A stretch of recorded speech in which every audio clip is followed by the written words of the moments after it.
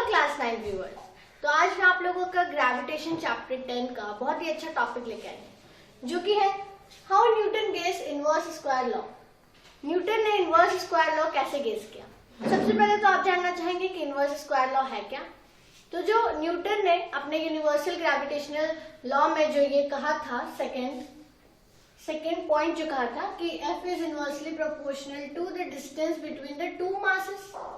अगर m1 m2 कोई दो मास है तो उनके बीच के डिस्टेंस r का स्क्वायर पे इनवर्सली प्रोपोर्शनल होगा ग्रेविटेशनल फोर्स। यही न्यूटन ने अपने यूनिवर्सल ग्रेविटेशनल लॉ के सेकेंड पॉइंट में कहा था। तो ये जो F is inversely proportional to r square है, यही है इनवर्स स्क्वायर लॉ। तो उनको ये इस चीज का आइडिया कहाँ से आया, उन्होंने इस कॉन्सेप्ट को गेस कहाँ से किया। तो इससे पहले जान लीजिए कि जो न्यूटन से पहले एक साइंटिस्ट है जोहान कैपलर, उन्होंने मोशन ऑफ प्लैनेटरी मोशन के बारे में 3 लॉ दिया था। और उस तीनों लॉ में से जो थर्ड लॉ है कैपलर के थर्ड लॉ से आया है ये इनवर्स स्क्वायर लॉ का गेसिंग। न्यूटन ने जो कहा है, कैपलर साइंटिस्ट ने कहा था, उन्होंने सिर्फ मोशन ऑफ प्लैनेट्स के बारे में बताया था कि प्लैनेट कैसे पाथ में मूव करेंगे, कैसे कैसे मोशन करेंगे, पर वो ये नहीं बता पाए थे कि उन प्लैनेट्स का मोशन का कॉज क्या है, किस कारण से वो प्लैनेट सन के अराउंड मूव कर रहे हैं। और ये देने वाले हैं हमारे आइजैक न्यूटन। तो थर्ड लॉ कैपलर का ये है कि जो मीन डिस्टेंस होगा प्लैनेट का सन से जो भी मीन डिस्टेंस है r, उसका क्यूब डायरेक्टली प्रोपोर्शनल होगा उस प्लैनेट के टाइम पीरियड के स्क्वायर के। प्लैनेट के टाइम पीरियड के स्क्वायर के डायरेक्टली प्रोपोर्शनल होगा प्लैनेट का सन से मीन डिस्टेंस का क्यूब। अब ये चीज दिया है कैपलर ने अपने थर्ड लॉ में। और अगर हम r³/t² को नीचे कर दें तो इधर रह जाएगा कांस्टेंट,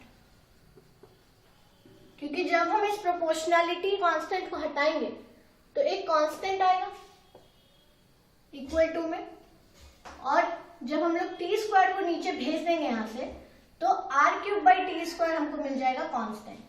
यही कैपलर्स का थर्ड लॉ है। और जब हम लोग एक सर्कुलर मोशन का बात करते हैं, कोई भी ऑब्जेक्ट अगर सर्कुलर मोशन में मूव कर रहा है तो उसके अंदर की तरफ फोर्स जो लगता है उसे कहते हैं सेंट्रीपिटल फोर्स। अंदर की तरफ लगने वाला फोर्स है सेंट्रीपिटल फोर्स। वो फोर्स v²/r के डायरेक्टली प्रोपोर्शनल होता है। यहाँ पर v² क्या है, तो ये है लीनियर वेलोसिटी, और r क्या है, तो उस सर्कल का रेडियस। और ये चीज कहां से आया है, क्योंकि सेंट्रीपिटल फोर्स का फॉर्मूला होता है mv²/r। ये सेंट्रीपिटल फोर्स का फॉर्मूला है। यहां से ये आया है कि जो सेंट्रीपिटल फोर्स है वो v²/r के डायरेक्टली प्रोपोर्शनल होगा। और जो v है वेलोसिटी, वो क्या होगा, total displacement by total time, कह सकते हैं total distance by total time. और यहाँ पर एक सर्कल है तो टोटल डिस्टेंस क्या हो जाएगा, 2πr। तो 2πr हो गया टोटल डिस्टेंस और टोटल टाइम पीरियड है कैपिटल T। तो v का फॉर्मूला ये हो जाएगा। अब यहाँ से दिख रहा है कि 2π एक कांस्टेंट है, तो v is directly proportional to r/t हो जाएगा। अब अगर हम दोनों तरफ स्क्वायरिंग कर दें तो v² is directly proportional to r²/t² हो जाएगा। अब हम इसी चीज में ऊपर और नीचे मल्टीप्लाई और डिवीजन कर दें r का, तो हमको ये चीज मिल जाएगा। अब यहां से अगर हम v² is directly proportional to r³ एक साथ ले लें, r³/t² को एक साथ ले लें और 1/r को अकेला छोड़ दें, तो ऐसा हो जाएगा।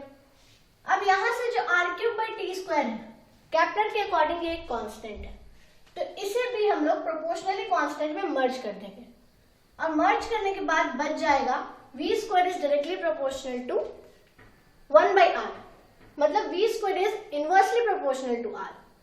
अब अगर f का हम लोग फॉर्मूला देखें, f is directly proportional to v²/r, ये है इक्वेशन 1, और v² is inversely proportional to r, ये है इक्वेशन 2। अगर हम इन दोनों इक्वेशन को आपस में कंबाइन कर दें तो हमें जो मिलेगा वो है ये। हमें force is directly proportional to v²/r पता है इक्वेशन 1 से। इसमें हम लोग v² का डायरेक्टली प्रोपोर्शनल 1/r डाल देंगे तो हमको मिल जाएगा F is inversely proportional to r²। और यही है इनवर्स स्क्वायर लॉ। और साइंटिस्ट न्यूटन ने यहीं से गेस किया है इनवर्स स्क्वायर लॉ का कॉन्सेप्ट। जो उन्होंने यूनिवर्सल ग्रेविटेशनल लॉ में स्टेटमेंट दिया है। Thanks for watching.